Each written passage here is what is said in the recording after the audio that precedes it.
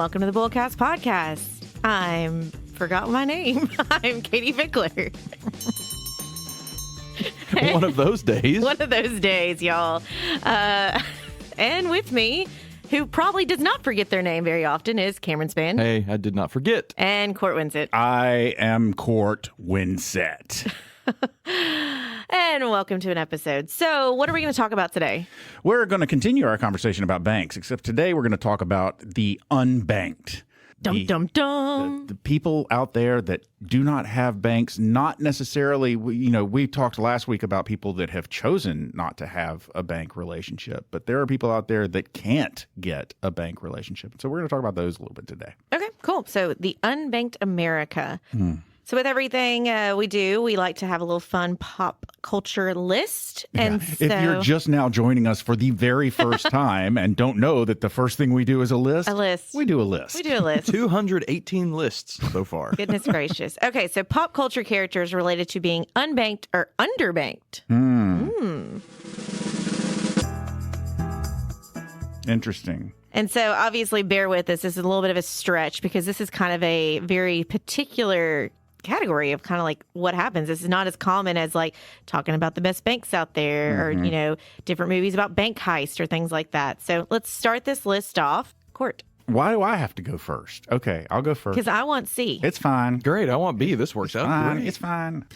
First one is Jules Winfield and Vincent Vega from Pulp Fiction. These characters often deal in cash and unconventional financial transactions. They're criminals, guys.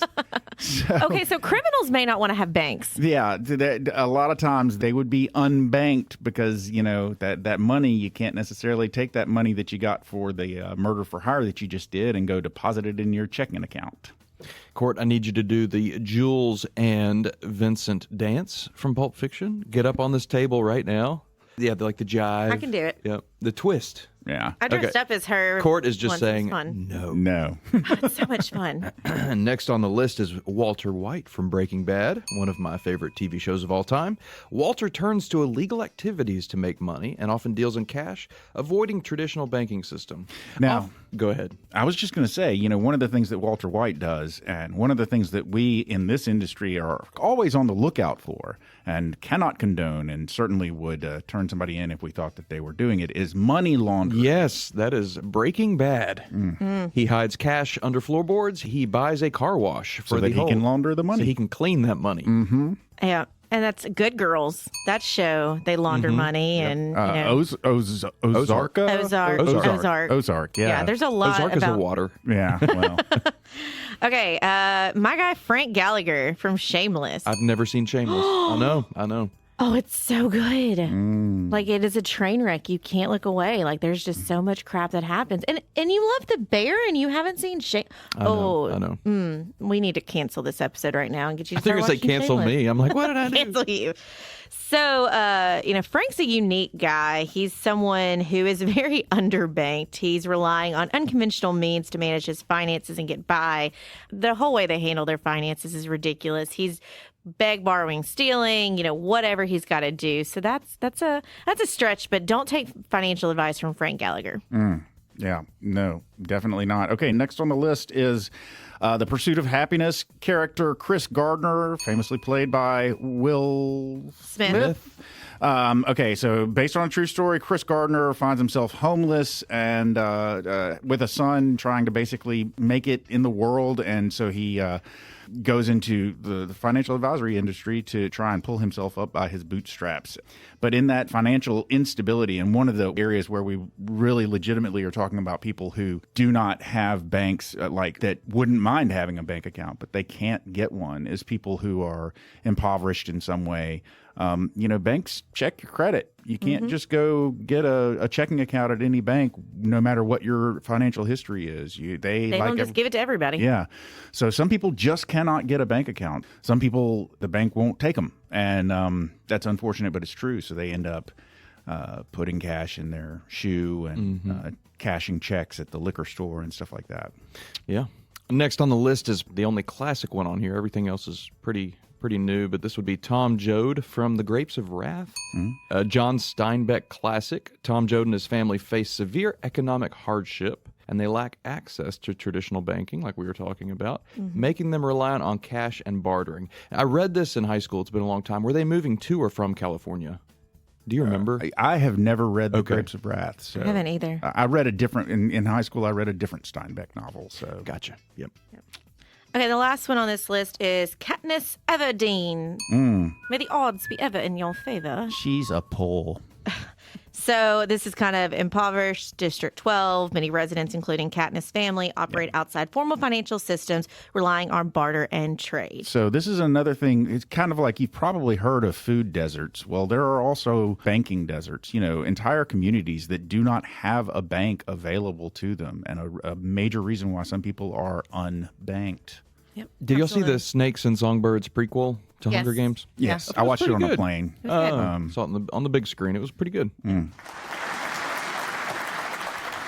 Okay, so understanding unbanked. Unbanked is an informal term for adults who do not use banks or banking institutions in any capacity. Okay, makes sense, right? Unbanked people generally pay for things in cash or purchase money orders or prepaid debit cards. Okay, yeah, you think about prepaid cell phones, prepaid debit cards, and a lot of people kind of use aspects of this who may have banks, like, prepaying for trips by buying like gift cards and things like that to use. But this is truly that people are utilizing different tools to then pay for things. And it's not what you think about it. Oh, I'm going to go to the ATM, or, oh, nowadays, like everything's electronic. Oh, I've got money in my bank. I'll just link this, do that. Or I've got a credit card. Because obviously it's one of those, if you don't have a bank, you're probably going to have trouble trying to get a credit card. There's a lot of different parameters with that. So they typically don't have insurance or pensions. Well, I'm sorry to be mean to y'all saying that just because you don't have a bank, you don't have insurance or pensions. But really, it is a rabbit hole if so much stems to a bank account. Because it kind of then sets the tone of you have a credit score, you have a bank account. So when you get insurance, it's like, how are you going to pay for this insurance? So sometimes it may be through paycheck deduction. Sometimes it may be like, hey, we need to auto link a bank account to this. Yeah. I mean, think about your traditional employment. One of the things about the United States that's somewhat unique is the fact that things like insurance, health insurance specifically, pensions, obviously those are employment-driven things. And so if you are not a W-2 employee at a place that offers those to employees, or if you're not a full-time employee and they only offer it to full-time employees, then you don't have insurance, you don't have the pension. More than likely, the people that it's truly affecting are the people that are working off of the books. Yeah. The people that are getting paid in cash on the side, they're earning a living doing yard work, or for whatever reason, they can't be officially employed by a company. So they're just getting a check and having to go cash that check. Yeah, let's talk about that. Okay, so if you got paid with a check, Cam helped me out. He made a logo for me. It was great. I wrote him a check. But Cam doesn't have a bank account. What does he do? Okay, so actually, to this day, it yes, is ladies and gentlemen, Cam does have a bank account. Believe it or not. It is still a common occurrence, a very common occurrence. If you work at a bank or know anybody who works at a bank at a retail branch, ask them. And on any given Friday, a big crush of people will come in at the end of the day with the checks drawn on their employer's account at that particular bank. So you can go into, if your employer has a bank account and they write their checks out of their bank account, and their bank account is at First Tennessee. First Tennessee will have a bunch of people who are walking in at the end of the day with their check, and you give the check to First Tennessee, and First Tennessee will cash it. So in First Tennessee, in their mind, because Pickler LLC, whatever that I'm paying Cam with, is at First Tennessee. So then they see, oh, Cam wants to cash this check. I see that Pickler LLC has this money in their account. Right. So that's why they're willing to take it on, because the check is just a piece of paper. And so unless you have a way to verify, then you may not want to accept that. If you don't have a bank account at another bank where you could go and deposit that check, and that check is going to go through a whole cycle of being confirmed and funds being confirmed and so forth before that amount actually hits your account, you can't just take it to any bank and cash it. You have to take it to the bank that it's drawn on.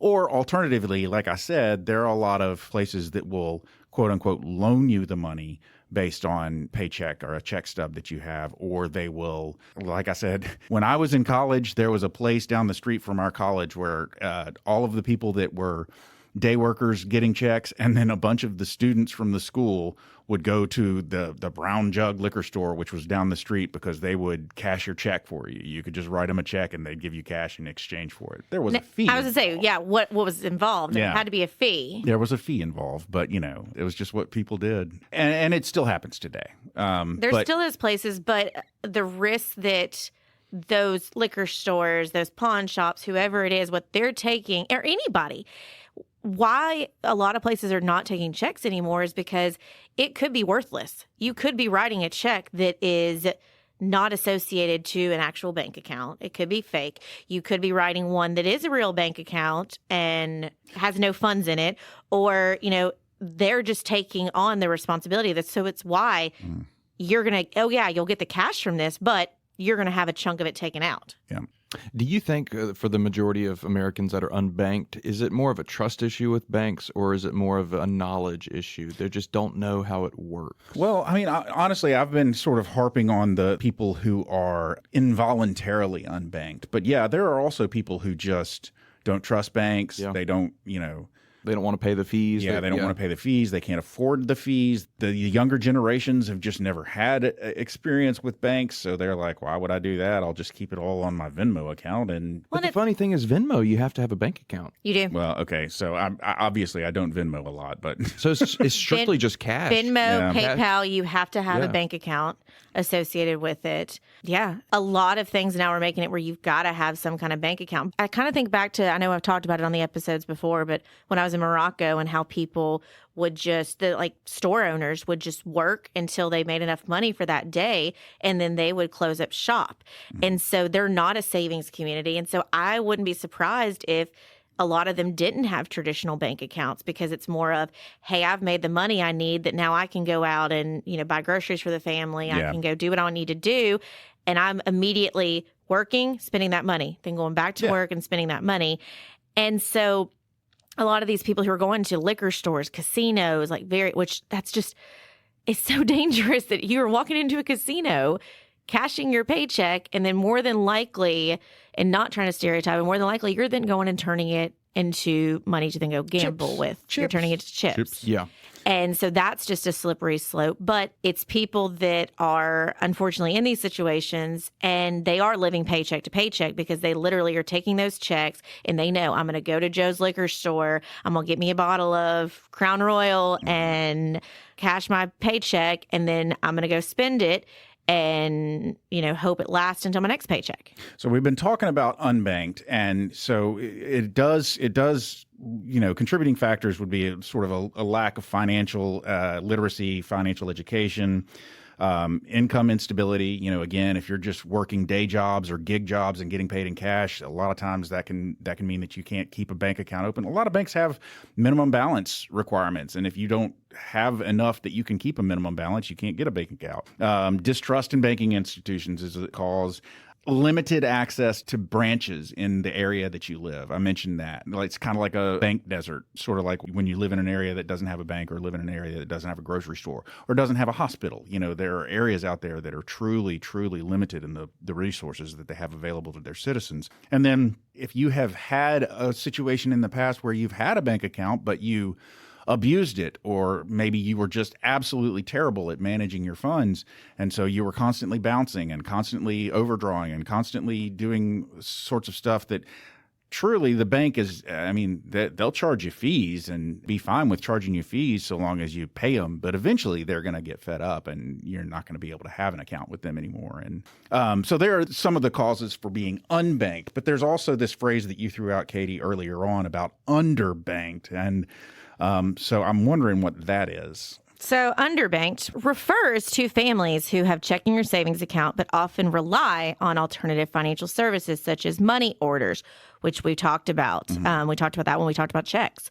Money orders, check cashing services, payday loans, as opposed to traditional loans, credit cards to manage their finances. There are a lot of places that are payday loans, which I remember being really interested in what this was. And and not to stereotype, but they're usually in economically depressed areas of town, ones where you kind of, it's a little bit run down.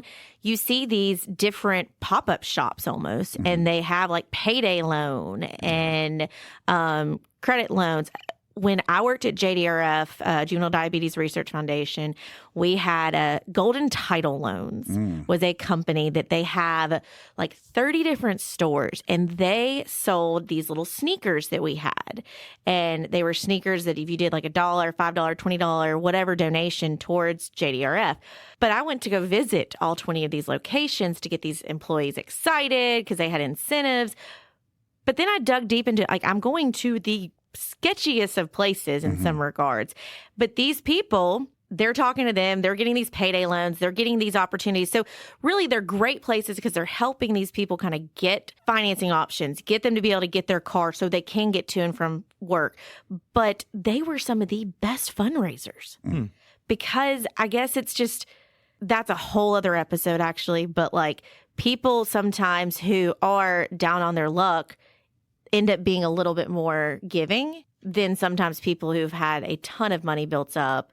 And that's a whole psychology of that. And that's not trying to stereotype with that. But I just was very fascinated that people are in these moments at these locations where it's just like, hey, we're going to take your paycheck and do a payday loan, or we're going to work with you to try and get a financing thing. And it'd be not the best of rates, but it's what they have to do. And you never know. It could be a situation where a mother wanted to get out of an abusive relationship and she needs someone to take a chance on her and doesn't have a credit built up because, the spouse was doing everything. So it's not always people that are choosing not to be financial stewards of themselves, but these places are then an option to help with loans and things like that. So that's underbanked in that these are different alternatives that maybe they can build up to than having more of the traditional loans, the traditional checking, savings accounts, things like that. Katie, you had mentioned economically depressed pockets, and I think that's a great segue to this next section, something on my mind. I need to be careful how I phrase this, but Mississippi is the highest unbanked state at 11.1%, which is wild. I'm from Mississippi originally. I grew up there, and I can attest that there are large areas of highly underserved populations in Mississippi. That's how it is. Yeah, I think about the Delta, just all throughout Mississippi. That state is last place in a lot of things. And I think this underserved area, it is a knowledge issue. I think they're just, for the most part, financially illiterate. They were not given the opportunity to learn how banks work and what to do with your cash. So it is a financial literacy issue. I think that's what I'm trying to get at, and how important that is to get the word out, especially to underserved schools. These kids whose parents don't really know how it works. I think that the teachers can kind of step in and teach them about it. Kind of helping break a cycle, essentially. Yeah, break that cycle. That's right. Tennessee is at 5% unbanked. Arkansas is 3.4%. And Utah is the lowest unbanked at 1.2%. So what is Utah doing? They got to teach the other states. No, I was going to say, as we all know, I'm trying not to make blanket statements here, but Utah is primarily a white state. It is an affluent state. That makes sense. They're not really underserved for the most part. I'm sure there are pockets there, but that does not surprise me when you compare it to Mississippi. Yeah. Yep. An FDIC study revealed that more than 5.9 million people in the United States were unbanked in 2021. So, wow. And why does it matter? I mean, why is it a problem? Because the fact is, it's having a bank account helps you manage your finances, right?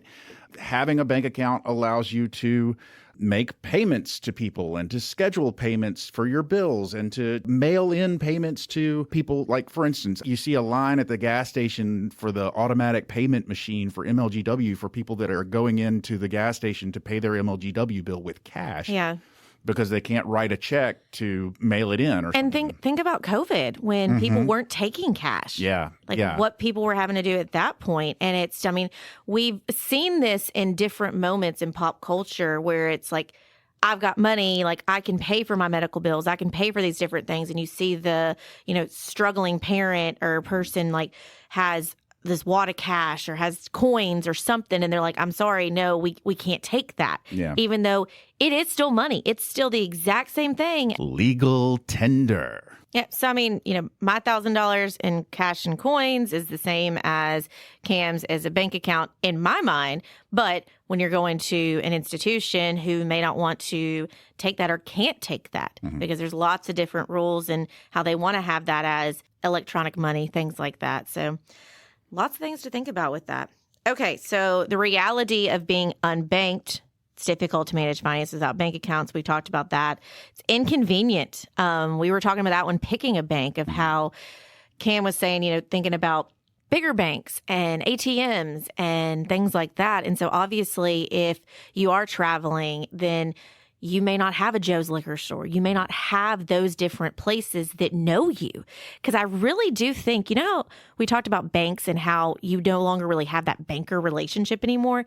I bet you these institutions, these like cash plan places, these paycheck loans, these liquor stores, they have a very deep relationship with these people. And so they know, oh yeah, when Cam comes in, like, we trust Cam. That's a real check. We can take that from him.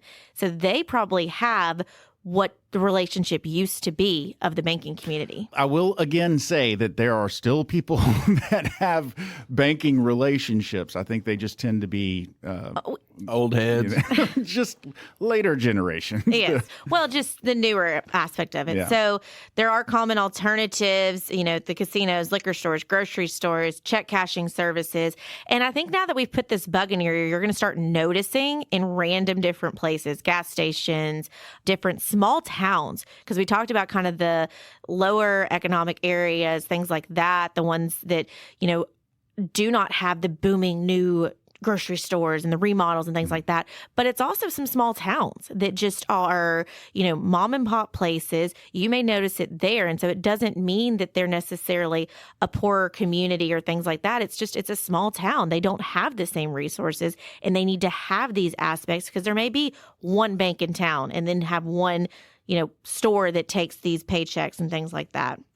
I will say a lot of employers that require their employees to take their pay via direct deposit rather than by a check. Most direct deposit relationships that I'm aware of, the bank that offers the direct deposit aspect of that employer's pay will also offer any employee of that employer basically an account that they can receive that direct deposit. And if they can't have a full-on account, a lot of times they'll do something like a debit card or something like that. So there are those options for those out there that are like, oh my gosh, I'm never going to be able to get a job because I can't do direct deposit because I don't have a bank account. That's, there are ways to work through that if it is necessary. But let's go back to the whole, what we talked about before, whether it's financial literacy or just distrust of the banking industry. We've got ways that we can address those issues by educating people. David Pickler himself has really spearheaded an effort to get into the schools in America, the K-12 schools in the United States, and start making sure that all the states are focusing on developing financial literacy programs to teach kids how finances work and what kids goes and into adults. Yeah. Yeah, with free resources, I should say. I know this is like a shameless promotion, but we're building free curricula, standards. We have our digital resources library with all these free tools. We have our nation's report card. Yeah. So, it's very important to David. It's very important to this team to have a financially literate country.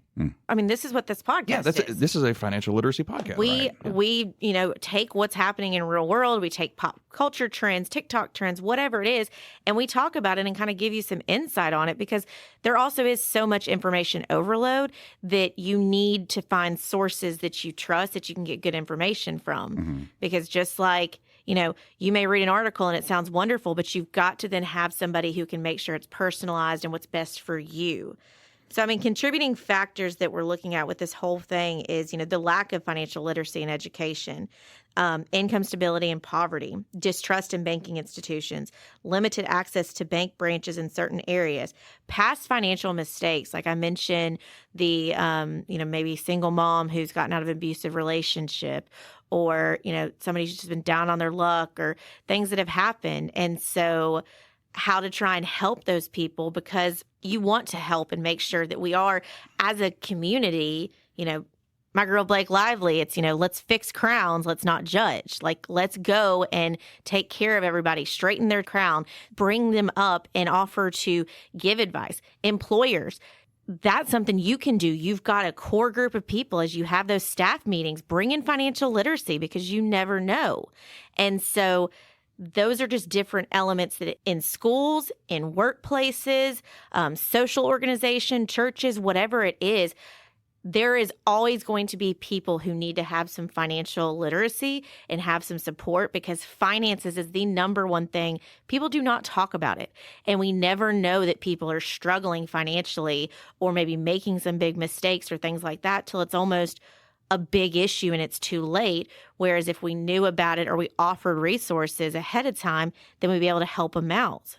Yeah, I totally agree, Katie. Those are really good points, and that felt like a good closing to the episode. Closing? I think I always bullseye before I say the bullseye because it's just I get on my The rant. bullseye queen.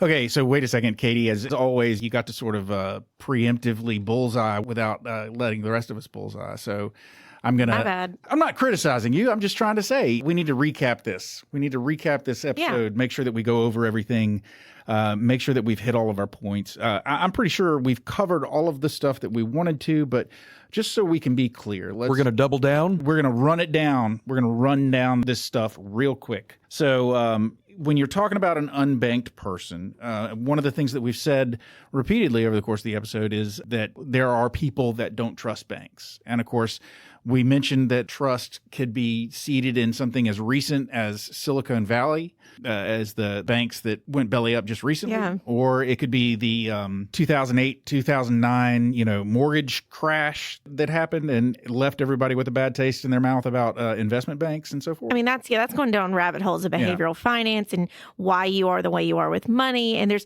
so much within this one episode that we can offshoot on. But yeah, it's understanding, why people believe the way they believe about banks, about institutions like that. Well, it all started back with the Great Depression. Great Depression, yeah. There aren't as many people that remember that nowadays as used to. And as a matter of fact, I think probably, interestingly enough, the people who don't trust banks because of the Great Depression, I think of them, that generation is probably the generation that is most likely to still have a bank account now. Yeah, exactly. Because a lot of young people don't necessarily have a bank account, but it's not necessarily because they don't trust them. They just don't see the need. But there is a need for a bank account because there are consequences to you not having a bank account. As we've talked about in this episode, lots of consequences not having a bank account, lots of consequences go into the fact of not being able to build credit, in turn not having a credit score, so then you can't get loans, things. I mean, there's so much that goes all into just the decision of having a bank or not, even down to like payday loans, pawn shops, casinos. I know we talked about that already in this episode, but it's reality of those crazy interest rates that come with it. And, anywhere from, I saw Cam over here looking it up, anywhere from like 20% to 240% interest rate. Insane. I'm looking up a Lending Tree article, and just to kind of double down on the pawn shop loans, which are fascinating to me. A pawn shop loan is a type of short-term secured loan. They don't require a credit check. That's why people that are unbanked use that. So they are often used as a type of emergency financing. And then this resource says, interest rates on pawn shop loans often fall between 20 and 25% per month. These fees can result in an annual percentage rate APR that may exceed 200%. So yeah, Katie, that's wild. That is wild. I mean, it's, we sit there and talk about these credit cards that have gotten crazy and 18, 19, 20%, but you're talking about a pawn shop. And we've seen this again in pop culture. You see the desperate person who's running into the pawn shop with their jewels or with their computer or their camera or something like that. And they're at the mercy of they're giving this collateral of this item, trying to get money from it, but a lot of them are anticipating to come back and actually pick up that item. Yeah, see, that's the interesting thing. And I guess the reason that I didn't necessarily jump on pawn shops when it came up before, because I've never really thought of them as a place where you get loans. I just know them from movies. That's where you go to sell stolen stuff.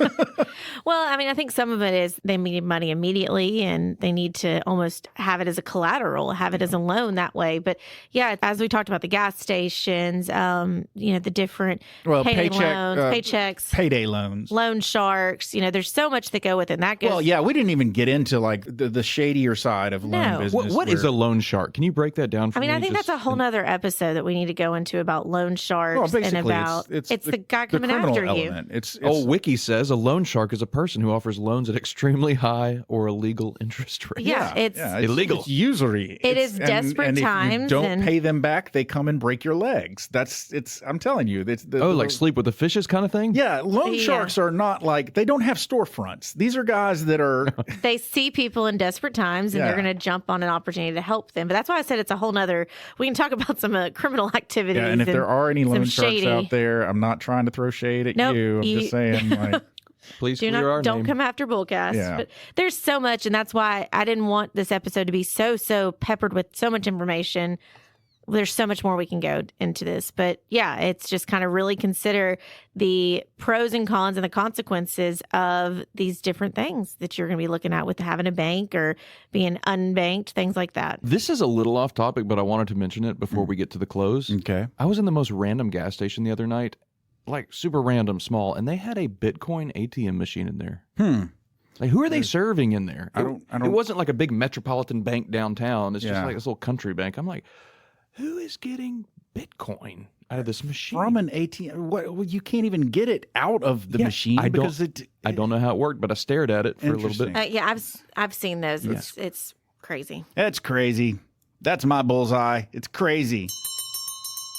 Oh, there's the closing bell. Ladies and gentlemen, you have made it to the end of yet another episode of the BullCast podcast. If you liked what you heard and you'd like to hear more, please feel free to go to your favorite subscription service and sign up to have our podcast beamed directly to your device every single Thursday at noon. If you'd like to find out more about Cortland, Katie, Cameron, or Nicole, please feel free to go to our website. That website is bullcastpodcast.com. We've got our bios up there, and we've also got a way you could communicate with us. Hey, by the way, guys, we should have mentioned this. We actually got some communication from... feedback. We're celebrities. Yeah. Let's do it right here. I'll add a little... Mail time. Yeah. We're calling this mail call.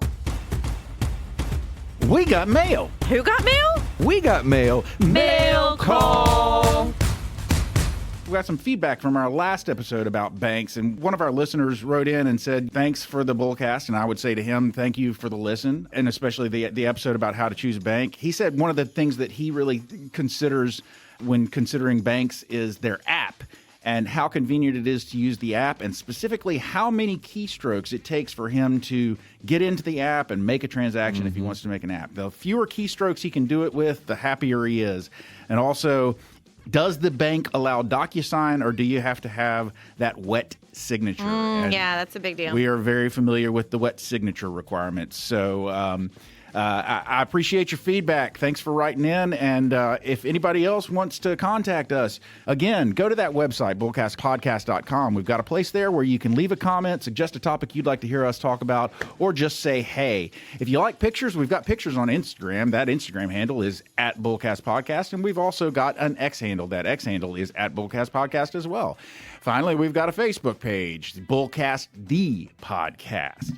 And, ladies and gentlemen, as we say every single week, we work at a place called Pickler Wealth Advisors. And if you would like to find out more about us, because our bios are on that website too, more about our amazing team, find out about what we do or what we can do for you, and then, of course, find out about our boss, David Pickler, please feel free to go to that website. That website is picklerwealthadvisors.com. That's advisors with an O. Not an E. Ladies and gentlemen, if you find yourself in a situation where you are unbanked and you need some assistance being banked, Sound like an infomercial. hopefully we have given you some help in figuring out a way that you can address your situation. Or maybe we have just convinced you that going through life without a bank account is not the way to do it if you can avoid it. So for now, I'm Court. I'm Katie. I'm Cam. And we're done.